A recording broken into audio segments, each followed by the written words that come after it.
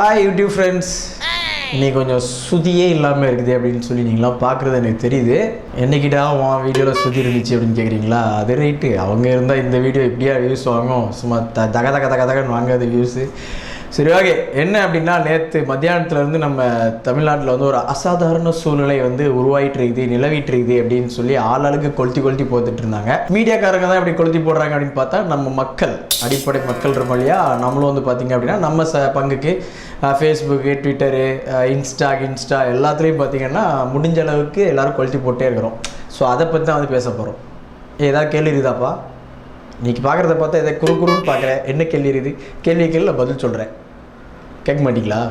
சரிப்போ, நானே கேள்வி கேட்டு நானே பதில் சொல்லிடுறேன். ஒரு கட்சியோட பொதுச் செயலாளராக முதலமைச்சர் ஆகணும்னு சொல்லி அவங்க கட்சிக்காரங்க சேர்ந்து முடிவு பண்ணியிருக்கிறாங்க.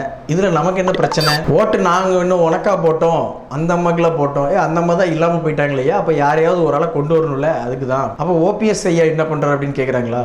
ஐயோ, இது மாதிரிலாம் கேள்வி உங்களை யாரையா கேட்க சொல்றா? மக்களே, முழுக்க பார்த்தீங்கன்னா இது யாருக்கு ஆதரவோ யாருக்கு எதிர்த்தோலாம் கிடையாது. நேத்துல இருந்து நடந்துட்டு இருக்கிற நம்ம இணையதளத்தில் நடந்துட்டு இருக்கிற விஷயத்தை வச்சு தான் நம்ம வந்து இந்த ஒரு வீடியோ பிரசன்ட் பண்ண போறோம். உங்களுக்கு முதல் கேள்வி என்ன அப்படின்னா, நிறைய பேர், அதாவது சின்னம்மா அவங்களோட ஆதரவாளர்கள் கேட்குற கேள்வி என்ன அப்படின்னா, அவங்க எப்படி அரசியல் பண்ணுவாங்க, எப்படி நாட்டை ஆளுவாங்கன்னு தெரியாமே நீங்க எல்லாம் ஏன் எதிர்க்கிறீங்க அப்படின்னு நிறைய பேர் கேட்டாங்க. பிரதானமா அந்த மாதிரி எதிர்க்கிறவங்க எல்லாம் என்ன இது சொல்லி எதிர்க்கிறாங்க அப்படின்னா, ஜெயலலிதா அவங்களுக்கு கெட்ட பேர் உருவாக்குனதே அந்த அம்மா தான், அப்புறம் எப்படி நாங்க அவங்கள முதல்வராக ஏத்துப்போம் அப்படின்னு சொன்னாங்க. அதுக்கப்புறம் பாத்தீங்க அப்படின்னா நிறைய பேர் சொன்னாங்க, சின்னம்மா வந்து ஜெயலலிதா அம்மா அவங்க வீட்டில் வந்து வேலைக்காரியா தான் இருந்தாங்க அப்படின்னு சொல்லி. இதுக்கு யாராவது நீங்க யாராவது பார்த்துருக்கீங்களா? அவங்க 10 பாத்திரம் தேய்ச்சாங்களா, இல்லை துணி துவைச்சு போடுறதை நீங்கள் பார்த்தீங்களா? இதுக்கெல்லாம் கேள்விக்கு பதில் சொல்லணும். நீங்கள் உடனே அந்த பக்கம் ஒரு கேங் கிளம்பியிருக்குமே, அவங்களுக்கு ஜால்ராப்பா அப்படின்னு சொல்லிட்டு, பரவாயில்ல, நினைச்சிட்டு போ, அதை பற்றி எங்களுக்கு பிரச்சனை கிடையாது. மறைந்த முன்னாள் முதல்வர் ஜெயலலிதா அவங்களே என்ன சொல்லியிருக்காங்க அப்படின்னா, எனக்கு ஒரு உடன்பிறவா சகோதரி, என்னுடைய தோழி, எனக்கு அம்மா மாதிரி அப்படிலாம் நாங்கள் வந்து இதுக்கு முன்னாடி நான் இதே மாதிரி ஒரு வீடியோவில் ஏற்கனவே சொல்லியிருக்கேன். அந்த அம்மாவே அப்படி சொல்லிட்டு போகிறப்ப உங்களுக்கு என்ன வந்துச்சு அப்படின்னு நாங்கள் வந்து கேள்வி கேட்போம். நிறைய பேர் கேள்வி கேட்டிருந்தாங்க, மாட்டுக்கு நீங்கள் வந்து சண்டை போட்டு காப்பாற்றினீங்க, நாட்டை காப்பாற்ற மறந்துட்டீங்களாடான்னு சொல்லி அவன் இஷ்டத்துக்கு ஸ்டேட்டஸ் போட்டிருந்தான். நீங்கள் இந்த ஸ்டேட்டஸ் போடுற அளவுக்கு இப்போ தமிழ்நாட்டில் என்ன நடந்துச்சு? அதுக்கு பதில் சொல்லுங்கள். ரெண்டாவது, யாராக இருந்தாலும் சரி எலெக்ஷனில் நிற்காமல் முதலமைச்சர் ஆகலாம் அப்படின்றது வந்து நம்ம தமிழ்நாட்டோட இல்லை, இந்திய அரசியலோட ஜனநாயக உரிமை. அப்படி இருக்கிறப்ப அவங்களை பிடிக்கல அப்படின்றத 6 மாசத்துக்குள்ள கண்டிப்பா ஏதாவது ஒரு தொகுதியில் அவங்க நின்று ஜெயிச்சே ஆகும். அதுதான் வந்து அதுவும் ஜனநாயகத்தில் ஒரு ட்விஸ்ட் வச்சிருக்காங்க. அவ்வளோ பெரிய உத்தமனா இருந்தா நீங்கெல்லாம், அவ்வளோ பெரிய நல்லவங்க, இவங்க வந்து கெட்டவங்க அப்படின்னு நினைக்கிறவங்க அன்னைக்கு அவங்களுக்கு ஓட்டு போடாம தோக்கடிங்க. அதை விட்டுட்டு சும்மா இப்போ மாட்டுக்கு வந்தீங்க, மண்ணாங்கட்டிக்கு வந்தீங்கன்னு சொல்லி எல்லாரும் ஆளாளி பேசிக்கிட்டு, இது எல்லாத்துலேயும் பார்த்தீங்க அப்படின்னா ஆரம்பத்துல இருந்தே ஒரு ஸ்டெப்னி ஒருத்தர் எப்போவுமே கூடவே இருக்கிறாரு. அது ஜெயலலிதா அம்மாவாக இருந்தாலும் சரி, இப்போ சின்னம்மாவாக இருந்தாலும் சரி. ஜெயலலிதா அம்மா ஃபர்ஸ்ட் ஒரு வாட்டி கேஸில் உள்ளே போனப்பவும் அவர் ஸ்டெப்னியாக இருந்து அந்த பதவியை அலங்கரிச்சார். இப்பவும் பார்த்தீங்க அப்படின்னா அவரோட பணியை அவர் செவ்வனே செஞ்சார். எனக்கு தெரிஞ்சு உலகத்திலேயே ஒரே ஒருத்தர் தான் அவரோட பதவியை ராஜினாமா பண்ணுறப்ப கூட சிரிச்சு ஆமாங்க நான் ராஜினாமா பண்ண போகிறேன் அப்படின்னு சொன்ன ஒரே மனுஷன் இவராக தான் இருப்பாருன்னு நினைக்கிறேன்.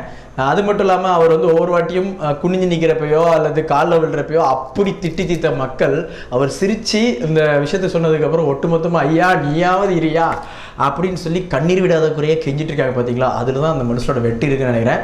ஸோ கண்டிப்பாக அவர் வந்து எங்கேயோ ஏதோ ஒரு இடத்துல அவர் வந்து தோத்தாலும் கண்டிப்பாக மக்கள் மனசில் அவர் ஜெயிச்சிட்டு இருக்கிறாரு அப்படின்னு தான் எங்களோட தாழ்மையான கருத்து. இது வந்து பன்னீர்செல்வம் ஐயா தனியாக ஏதாவது ஒரு முடிவு எடுப்பார் அப்படின்னு பார்த்தா கண்டிப்பாக அதுக்கு வாய்ப்பே இல்லை அப்படின்றது தெரியுது. ஆனால் இது கூட தெரியாமல் அவர் தொகுதி மக்கள் வந்து உண்ணாவிரதம் இருக்காங்களாம். பன்னீர்செல்வம் ஐயா தான் எங்களுக்கு முதல்வராக வரணும். ஏமா அவரே தலைமுப்புற போய் உழுதுட்டாரு, நீங்கள் பாட்டுக்கு போய் இப்போ போய் என்ன போராட்டம் பண்ணி யாரை கொண்டு போய் உச்சாணி கும்பல வைக்க போறீங்க? அதையும் கொஞ்சம் தெளிவுபடுத்தி எனக்கு சொல்லிருங்க.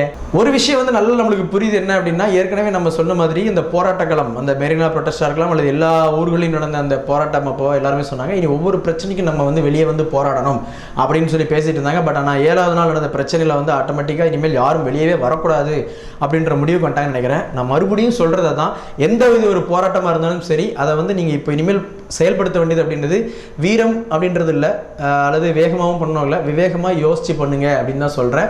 அதுக்கு காரணம் என்ன அப்படின்னா, பெப்சி கோகோகோலா தடை செய்யணும் அப்படின்னு நீங்கள் சொல்கிறீங்க. ஓகே, பெப்சி கோகோகோலா அவங்க விற்கட்டும், நீ போய் வாங்காமல் இரு, அதுதான் வந்து நாங்கள் சொல்லக்கூடிய விஷயம்.